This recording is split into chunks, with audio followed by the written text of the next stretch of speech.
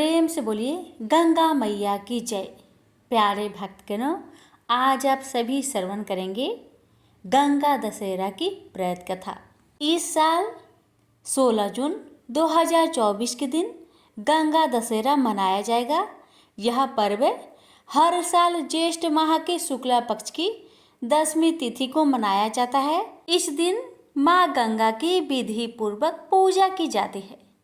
इस दौरान गंगा स्नान से व्यक्ति को सुख समृद्धि का आशीर्वाद प्राप्त होता है। धार्मिक मान्यताओं के अनुसार गंगा स्नान करने से व्यक्ति के 10 पाप नष्ट हो जाते हैं, जिनमें कठोर वाणी, दूसरे के धन को लेने का विचार, दूसरों का बुरा, निषिद्ध हिंसा, परस्त्री गमन, बिना दी हुई वस्तु को लेना, व्यर्थ की बातों में दुराग्रह, चुगली, झूठ बोलना, दूसरों का अहित करना शामिल है। गंगा दशहरा के दिन जरूरतमंदों को दान करने से व्यक्ति के भाग्य में वृद्धि होती है। इस दिन शिव जी की पूजा करना शुभ होता है, क्योंकि गंगा नदी शिव जी की जटाओं से निकलती है। दिन श्रद्धा पूर्वक व्रत पूजन और कथा के श्रवण करने से शुभ फलों की प्राप्ति होती है। तो आइए जानते हैं गंगा दशहरा की शुभ मुहूर्त। इस साल 16 जून 2024 के दिन गंगा दशहरा मनाया जाएगा। इस दौरान स्नान दान करना शुभ है।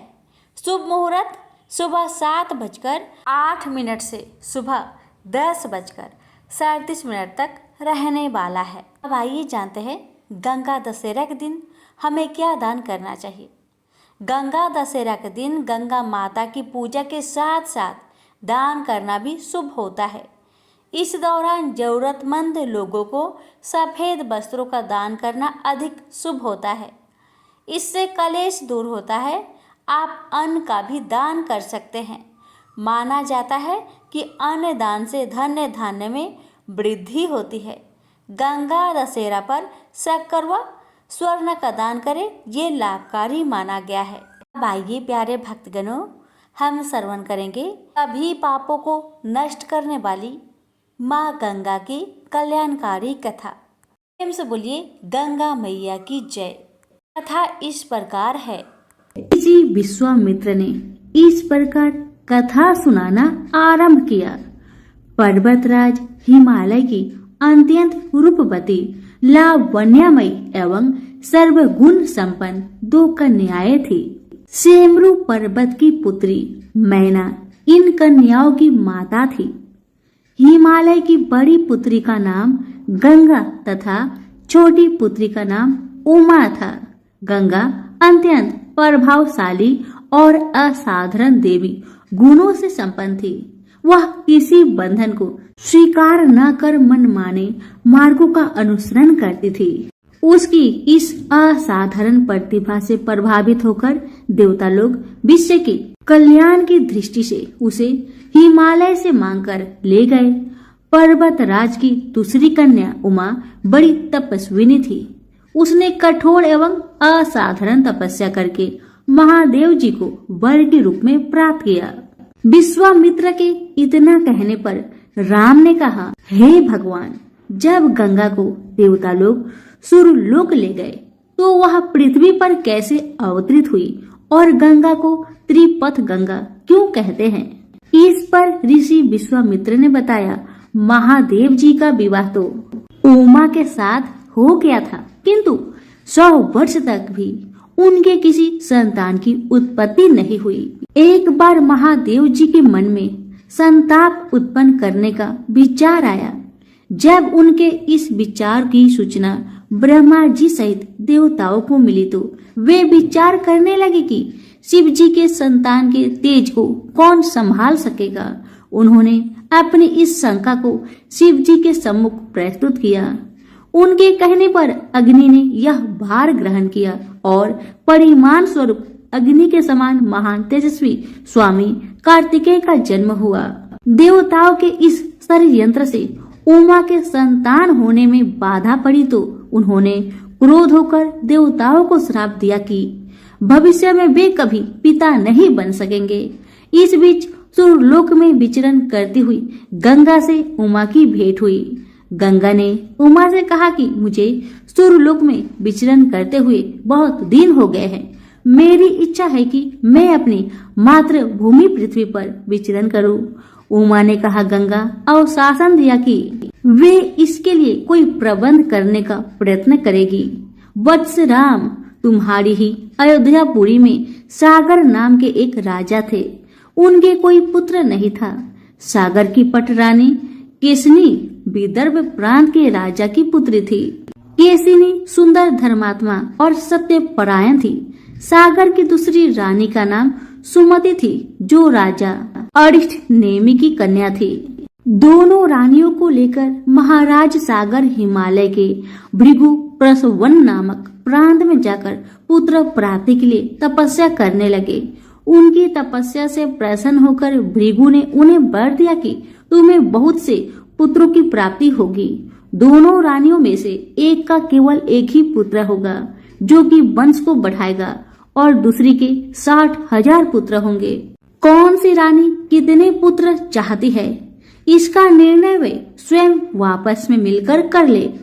कोसनी ने वंश को बढ़ाने वाले एक पुत्र की कामना की और गरुड़ की बहन सुमति ने 60,000 बलवान पुत्र की। उचित समय पर रानी कोसनी ने असमंजस नामक पुत्र को जन्म दिया। रानी सुमति के गर्भ से एक टुम्बा निकल, जिसे फोड़ने पर छोटे छोटे 60,000 पुत्र निकले। उन सबका पालन पोषण घी के घरों में रखकर किया गया।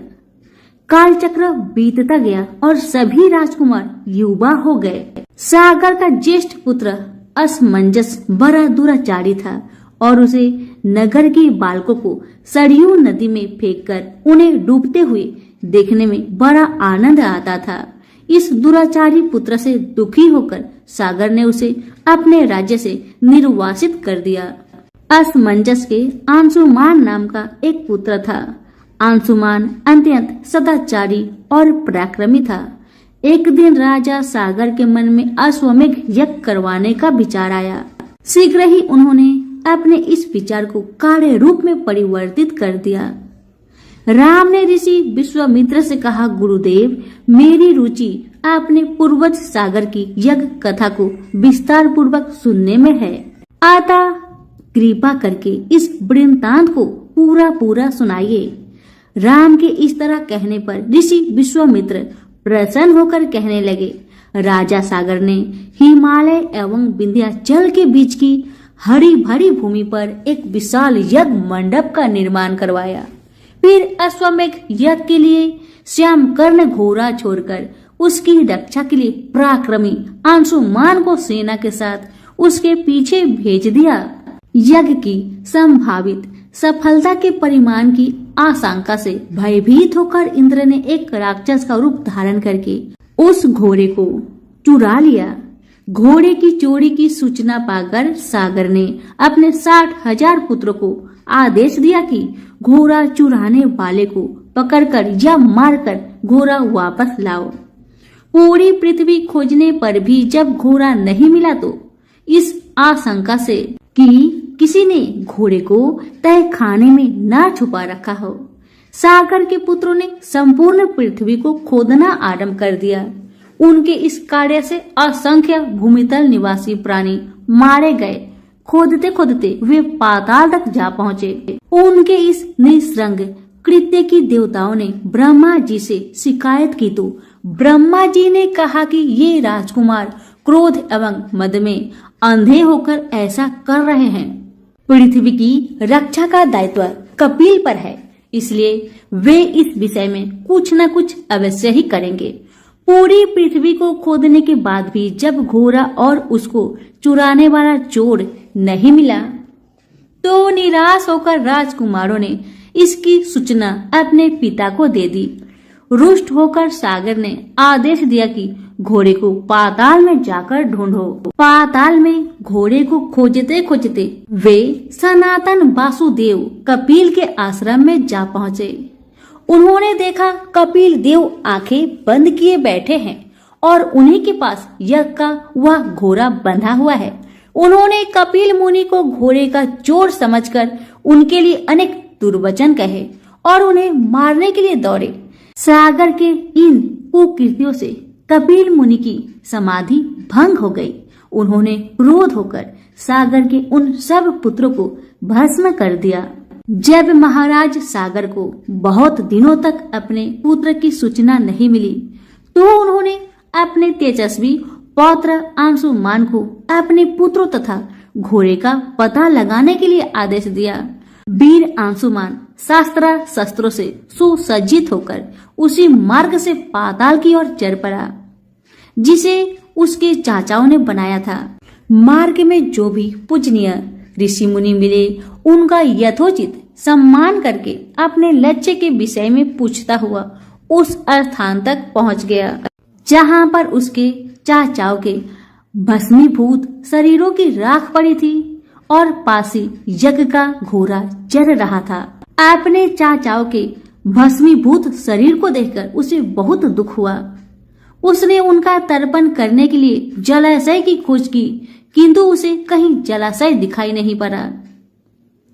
तभी उसकी दृष्टि अपने चाचाओं के मामा गरुड़ पर पड़ी। उन्हें सादर प्रणाम करके अंशुमान ने पूछा कि बाबा जी, मैं इनका तर्पण करना चाहता हूँ। पास में यदि कोई सरोवर हो तो कृपा करके उसका पता बताइए। यदि आप इनकी मृत्यु के विषय में कुछ जानते हैं तो वह भी मुझसे बतलाने की कृपा करें। गरुड़ जी ने बताया कि किस प्रकार उसके चाचाओं ने कपिल मुनि के साथ उद्घंट व्यवहार किया था, जिसके कारण कपिल मुनि ने उन सबको भस्म कर दिया। इसके पश्चात गरुड़ जी ने अंशुमान से कहा कि ये सब अलौकिक शक्ति वाले दिव्य पुरुष के द्वारा भस्म किए गए हैं, अतः लौकिक जल से तर्पण करने से इनका उद्धार नहीं होगा। केवल हिमालय की ज्येष्ठ पुत्री गंगा के जल से ही तर्पण करके इनका उद्धार संभव है। अब तुम घोड़े को लेकर वापस चले जाओ, जिससे कि तुम्हारा पितामह का यज्ञ पूर्ण हो सके।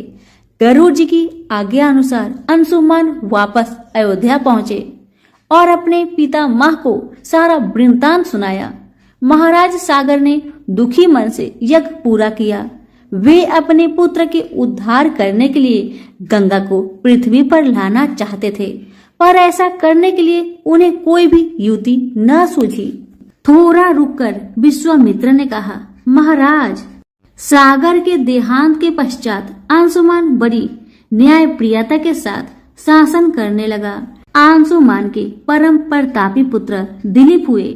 दिलीप की व्यवसाय हो जाने पर अंशुमान दिलीप को राज्य का भार सौंपकर हिमालय की कंदराओं में जाकर गंगा को प्रसन्न करने के लिए तपस्या करने लगे, किंतु उन्हें सफलता प्राप्त नहीं हो पाई। उनका स्वर्गवास हो गया। इधर जब राजा दिलीप का धर्मनिष्ठ पुत्र भगीरथ बड़ा हुआ तो उसे राज्य का भार सौंपकर दिलीप भी गंगा को पृथ्वी पर लाने के लिए तपस्या करने चले गए, पर उन्हें भी मनोवांछित फल नहीं मिला। भगीरथ बड़े प्रजावत्सल नरेश थे, किंतु उनकी कोई संतान नहीं हुई। इस पर वे अपने राज्य का भार मंत्रियों को सौंपकर स्वयं गंगावतरण के लिए गोकर्ण नामक तीर्थ पर जाकर कठोर तपस्या करने लगे। उनकी अभिभूत पूर्व तपस्या से प्रसन्न होकर ब्रह्मा जी ने उन्हें वर मांगने के लिए कहा। भगीरथ ने ब्रह्मा जी से कहा कि हे प्रभु, यदि आप मुझ पर प्रसन्न है तो मुझे यह वर दीजिए, इस सागर के पुत्र को मेरे प्रयत्नों से गंगा का जल प्राप्त हो, जिससे उनका उद्धार हो सके। इसके अतिरिक्त मुझे संतान प्राप्ति का भी वर दीजिए, ताकि इक्ष्वाकु वंश नष्ट न हो।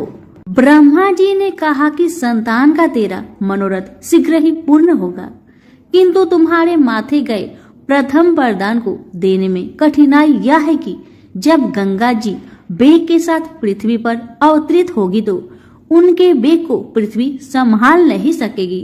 गंगा जी की वेग को संभालने की क्षमता महादेव जी के अतिरिक्त किसी में भी नहीं है, इसलिए तुम्हें महादेव जी को प्रसन्न करना होगा। इतना कहकर ब्रह्मा जी अपने लोक को चले गए। भगीरथ ने साहस नहीं छोड़ा। वे 1 वर्ष तक पैर के अंगूठे के सहारे खड़े होकर महादेव जी की तपस्या करते रहे। केवल वायु के अतिरिक्त उन्होंने किसी अन्य वस्तु का भक्षण नहीं किया। अंत में इस महान भक्ति से प्रसन्न होकर महादेव जी ने भगीरथ को दर्शन देकर कहा, हे भक्त श्रेष्ठ, हम तेरी मनोकामना पूरी करने के लिए गंगा जी को अपने मस्तक पर धारण करेंगे। इसकी सूचना पाकर बेबस होकर गंगा जी को सूर्यलोक का परित्याग करना पड़ा। उस समय वे सूर्यलोक से कहीं जाना नहीं चाहती थी, इसलिए वे यह विचार करके कि मैं अपने प्रचंड वेग से शिव जी को बहाकर पाताल लोक ले जाऊंगी, वे भयानक वेग से शिव जी के सिर पर अवतरित हुई। गंगा के इस वेगपूर्ण अवतरण से उनका अहंकार शिव से छुपा नहीं रहा। महादेव जी ने गंगा की वेग गति धाराओं को अपने जटाजूट में उलझा लिया। गंगा जी अपने समस्त प्रयत्नों के बाद भी महादेव जी के जटाओं से बाहर न निकल सकी। गंगा जी को इस प्रकार शिव जी की जटाओं में विलीन होते देख भगीरथ ने फिर शंकर जी की तपस्या की। भगीरथ के इस तपस्या से प्रसन्न होकर भगवान शंकर ने गंगा जी को हिमालय पर्वत पर स्थित बिंदुसर में छोड़ा। छूटते ही गंगा जी 7 धाराओं में बट गई। गंगा जी की 3 धाराएं दाहिनी, पावनी और नलिनी पूर्व की ओर प्रवाहित हुई। सुचक्षु, सीता और सिंधु नाम की 3 धाराएं पश्चिम की ओर बही और 7वीं धारा महाराज भगीरथ के पीछे पीछे चली। जिधर जिधर भगीरथ जाते थे उधर उधर ही गंगा जी जाती थी। स्थान स्थान पर देव, यक्ष, किन्नर, ऋषि मुनि आदि उनके स्वागत के लिए एकत्रित हो रहे थे। जो भी उस जल का स्पर्श करता था भव बाधाओं से मुक्त हो जाता था। चलते चलते गंगा जी उस स्थान पर पहुंची जहां ऋषि जहू यज्ञ कर रहे थे। गंगा जी अपने वेग से उनकी यज्ञशाला को संपूर्ण सामग्री के साथ बहाकर ले जाने लगी। इससे ऋषि को बहुत क्रोध आया और उन्होंने क्रोध होकर गंगा का सारा जल पी लिया। यह देखकर समस्त मुनियों को बड़ा विस्मय हुआ और वे गंगा जी को मुक्त करने के लिए उनकी स्तुति करने लगे। उनकी स्तुति से प्रसन्न होकर जाहू ऋषि ने गंगा जी को अपने कानों से निकाल दिया और उन्हें अपनी पुत्री के रूप में स्वीकार किया। तब से गंगा जाह्नवी कहलाने लगी। इसके पश्चात वे भागीरथ के पीछे पीछे चलते चलते समुद्र तक पहुंच गई और वहां से सागर के पुत्रों का उद्धार करने के लिए रसातल में चली गई। उनके जल के स्पर्श से भस्मीभूत हुए सागर के पुत्र निष्पाप होकर स्वर्ग गए। उस दिन से गंगा के 3 नाम हुए, त्रिपथ गंगा, जाह्नवी और भागीरथी।